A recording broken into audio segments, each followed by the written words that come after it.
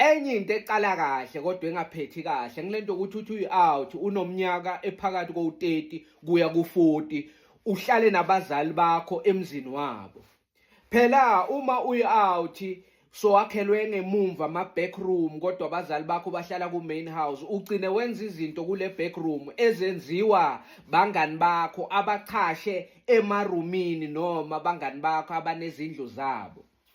Phela kuyenzeka ukuthi kuyi-Friday nawe uchilile ucabanga ukuthi hayi no, uma ngingasplasha bese ngiyavaya ngiyalapha kule tavern leya ngiyocisha ukoma bese ngiyabuya ngiyalala ngizoba grand. Hayi vele ushaya ivati uthi inqawuza yakho uphume uye kuleyo tavern awufike uthenge 2-3 nyana abandayo ushaye. Hayi bese kuthi kuzovalwa ubona isister eligrand ulijuthe uthi hey naku so hayi sister nalo lithambe lithasivayi.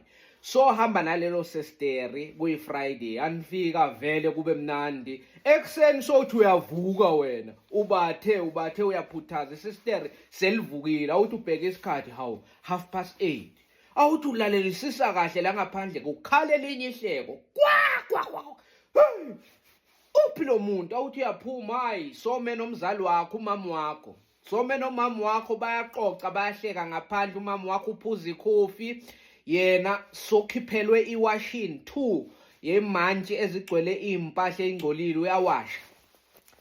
Bayahleka bayaxoxa hayi mama wakho sombiza makoti hayi makoti wangisiza mawuphuma wena hayi vele lo uyalala kodwa njengoba sathole wena hayi sengithembe wena ukuthi uzomshintsha makoti. Hayi sombizele eceleni Sibongile wozalana Sibongile buya hayi nayo Sibongile umtintithi izandla ezimanzi phela besawasha futhi wale nomshini kumama wakho wale nomshini wathi yena impahla eziwashe ngomshini ubona ngathi umshini uyarobha uma washe ngesandla ziba skuni kahle. Angene erumini lakho la benilele khona soyambuza uSibongile yini manje sowenza amawashini la ekhaya uxoxa nomama ngibani okuintroduce kumama. Hayi avela uthi uSibongile hawu bengizokwenza njani ngithe mina ngiphuma ngabo 6:30 ekseni ngiyochitha umchamo ngadibana nomama wakho la ngaphandle wangitshela ukuthi uyagodola naye bekayochitha wakho umchamo. Ngithi hawu manje kanjani ukuthi manje seniyaxoxa sekukhiphe emawashini senicoca kamnandi niyahleka. Hawu bengizothini uthe ukhalela ikhofi ene uyagodola ngabe sengithi ngizamenzela ikhofi vele ngamenzela wangikhomba ukuthi ushukela ukuphi ikhofi likuphi ibisi likuphi ngahlanganisa vele ngamenzela uthi limnandi ikhofi lami. Ngithe mangiceda ngithi ngiyabuya ngiyalala wathi yena ukhipha iwashini uyawasha. So mina bekumele ngiye kumuntu omdala ona 63 aziwashele impahla zakhe ezingcolile ngikhona mina ngimusha. It's not like bengibhizi bese ngilele nje ngibuke wena ukhona la celeni.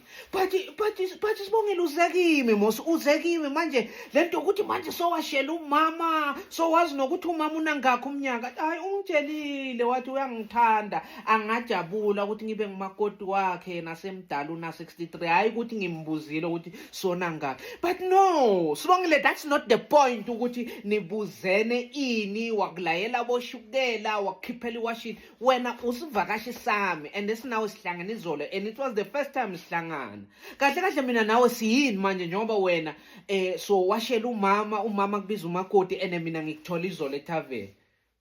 Hayi nawe nje ngicanga ukuthi uya-exaggerate and awufuni ukukhula phela mina nawe besidalelwene yindaba mina ngicabange kuya lapha endaweni ukuyoshaya 2-3 amabhiya bese ngihlangana nawe ungibuke ungithande phela mina ngizizelanga la ngize nawe izolo ebusuku. Hey mayibabo yizi izinto ezihluphayo lezo ukuthi bese umdala uyabona kube nje uyihrotmane between 30 and 40 uvaye uyebumnandini ubuye nomuntu wakho ngeinkathi enkathele kanti uyichashele le noma une-RDP yakho noma nje unomkhukhu wakho la uhlala khona wedwa. Angeke ube nalenkinga yokuthi manje sekukhona umuntu ozificturayo empilweni yakho nosokhethelwa yena ngumzali wakho.